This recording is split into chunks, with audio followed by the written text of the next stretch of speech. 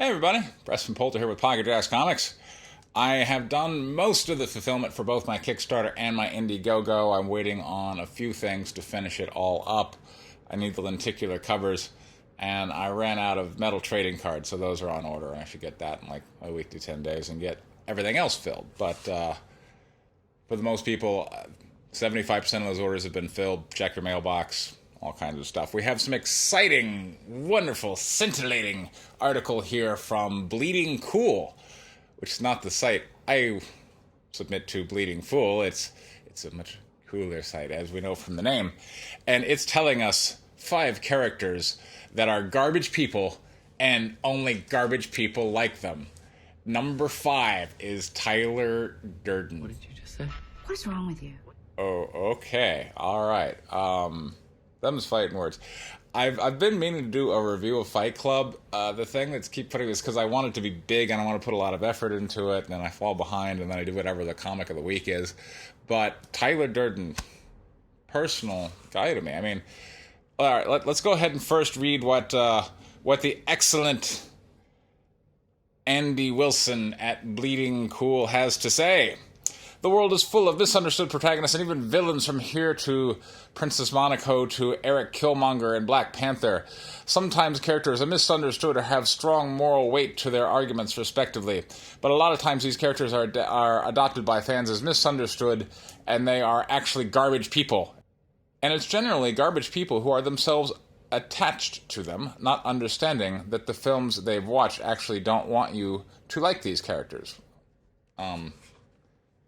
I think Tyler Durden is a fairly likable character. If anything, if we're just going to look at the movie. And the novel by Chuck Palahniuk is also really good, by the way. But if we're looking at it, we have our main character who is not identified in the story. And he is visited by Tyler Durden, who kind of rescues him from the banality of his life and more or less teaches him how to be a man, as Tyler puts it. A generation of men raised by women. A society of men raised by women. And so Chuck Palahniuk is speaking to the void of masculinity. The idea that Mr. Wilson is putting forward, that Tyler Durden was intended to be the villain, I mean, he's certainly there to represent the extremes of chaos, of anarchy, as is, say, V from V for Vendetta. But there are times when these people are necessary and desired, and at the time that our protagonist finds himself, where he has achieved what life has told him he needs to achieve. He has the life with all the material things, and yet he can't sleep. He's an insomniac. Like, he's searching for purpose, and Tyler Durden speaks to that. Tyler Durden helps him get back in touch with his masculinity, which recognizes the wrongness of the world and causes him to take action against it. And that, by the way, is what every character here has in common, as you'll see. But let's go ahead and go through it. So, I'm not saying you can't like these characters or think they're interesting, but you're not supposed to root for them or want to be like them. And with 2 of these coming to theaters in the coming weeks, it seems time to make sure everybody knows this. Don't be like these people. Tyler Durden. Well, in general, I would say yes, you should not start a cult dedicated to blowing up Starbucks and whatnot. But at the same time, we can say, well, that was an entertaining message, but scale it down a bit. And the idea that perhaps we should go out and challenge society and reclaim what it is that we feel belongs to us in terms of purpose. I mean, that's what young people are doing now, you know, like with the whole let's go protest climate change. You know, what is that? What are those protests but saying society is not working for us and demanding to change? And of course, I'm sure Mr. Wilson here is going to just swoon and go, so stunning and brave. But when these men do it through the kind of more violent means, it's not so good. But I'm sure if ANTIFA did it. You know who I'm sure is not going to be on this list? Captain Marvel. You remember that deleted scene where this guy is like saying, he's basically being kind of an obnoxious, over-the-top flirt with her, and she steals his motorcycle after almost crushing his hand, right? I mean, I'm sure Captain Marvel's going to get a complete and total pass from this guy, because that was fine, because a woman was doing it. But Tyler Durden, wow, it's been almost 20 years since Fight Club came out, and people still don't understand it. Brad Pitt's portrayal of an antisocial anarchist might be part of the reason people want to be Tyler. Who wouldn't want to be Brad Pitt? I mean, check out those abs. Tyler's speeches about being the middle children of history, not being special or unique snowflake, have a certain resonance to them. We all feel a bit disaffected in our modern world, but the fact that snowflake has entered our vocabulary as an insult is one of the greatest ironies of all time. No, it's not one of the greatest ironies of all time. Chuck Palahniuk was not arguing that we all need to be actual snowflakes and to be protected under the warm blanket of society. He's arguing exactly the opposite, that society essentially has been this machine that cranks through people like sausage and deforms you into whatever goes, the things that come out of the meat grinder are these formless little blobs of humanity that the corporate structure of society can then just throw into whatever is needed, and then you take the shape of the little cog in the machine and live out your life and buy your IKEA furniture until you're dead. And what an empty void of purpose that is, into which steps Tyler Durden, right?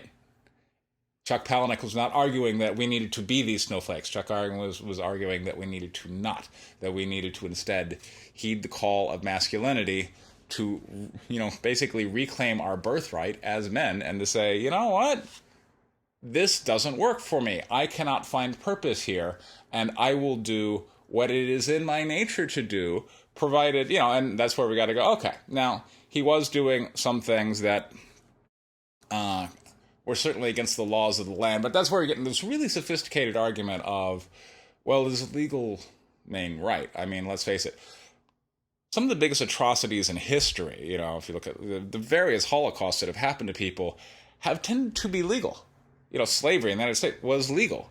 What happened in, the National Socialist Worker Party in Germany was legal. So legal doesn't always mean right. And at some point, as society is coming down and these rules are coming in place, it is up to, let's face it, men to step forward and go, no, this is not right. Now, Tyler Durden was stepping in as he was saying, we have no Great War. We have no Great Depression. The Great Depression is our lives. But he was kind of stepping into that war of purpose, and it was speaking to a generation, but I would argue that we probably should not go out and blow up Starbucks, because, let's face it, our society's kind of rocking. It is not Holocaust kind of things, regardless of what the left will say. Now, I do find this kind of ironic, that we have Bleeding Cool, which I'm sure is kind of sympathetic to the mass black bloc Antifa protesters. I'm pretty sure they're going to be big fans of Ignited, right? Oh, but Tyler Durden, no. What else isn't okay? John Rambo. Oh, what's wrong with John Rambo? Again, compare John Rambo and the original First Blood movie.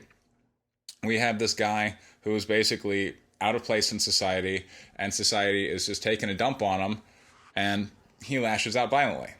Compare that with what Captain Marvel did. John Rambo had more justification, right? And yet, again, I'm not seeing Captain Marvel on this list.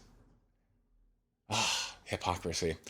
Travis Bickle, whatever. All right, and of course, the Joker and Thanos. And who really cares about the Joker and Thanos? I mean, I don't know anyone in my circle who's like, yeah, Thanos had it right. I mean, Thanos is like, what? I'm going to reduce population by half? Okay, how long will it take for the population to get back to where it was?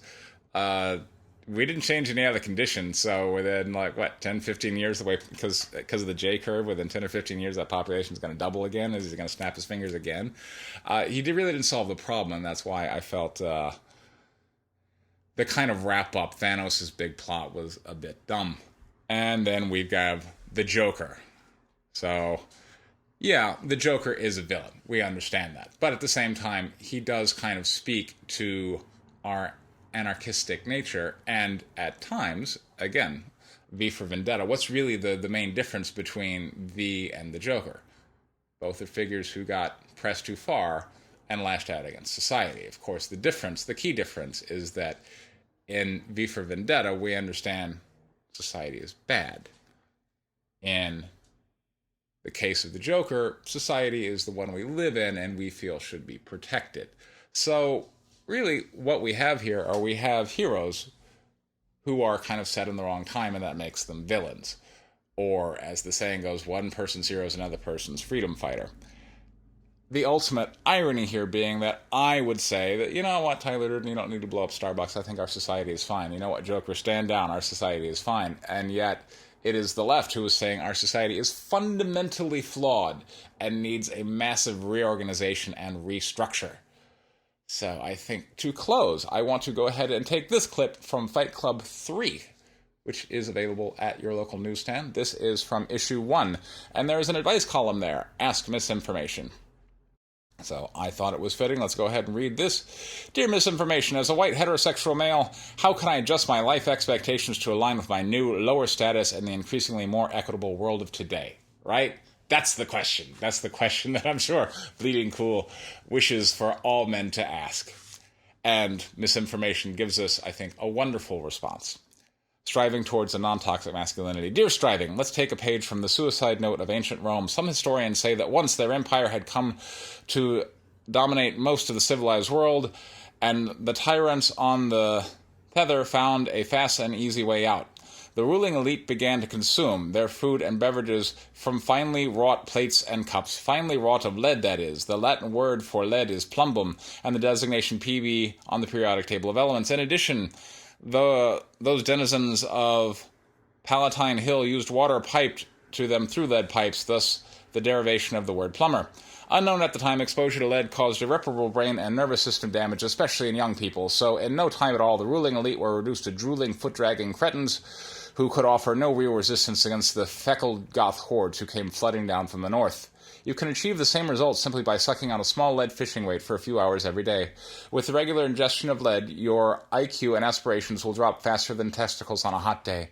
In no time at all, the magic of lead poisoning will leave you happy to push a shopping cart filled with soiled clothes to as you scrounge recycling cans and bottles. In summation, the toxins in lead can save you from your own toxic gender and racial privileges. As an added bonus, even small amounts of plumbum will leave you sterile. One giant leap towards the goals of Agenda 21. Bon appetit. So, there you go, fellas. For all the disaffected men out there who just can't find a place in society, Misinformation has the answer. Whereas Mr. Wilson really does not, because, again, I'm pretty sure he's cheering on the Antifa protesters, and I'm pretty sure he thought Captain Marvel, what she did was great. Oh, but John Rambo? No. Tyler Durden? For sure. There's one character I noticed was not on here, which was Michael Douglas's character from Falling Down, because that's also a very similar story. But there we go. I am doing a campaign for White Lily issue 4 on Kickstarter. That will be coming up in a couple of weeks, so be on the lookout for that. This has been Preston Poulter with Pocket Jacks Comics. Thank you so much for your time. Take care.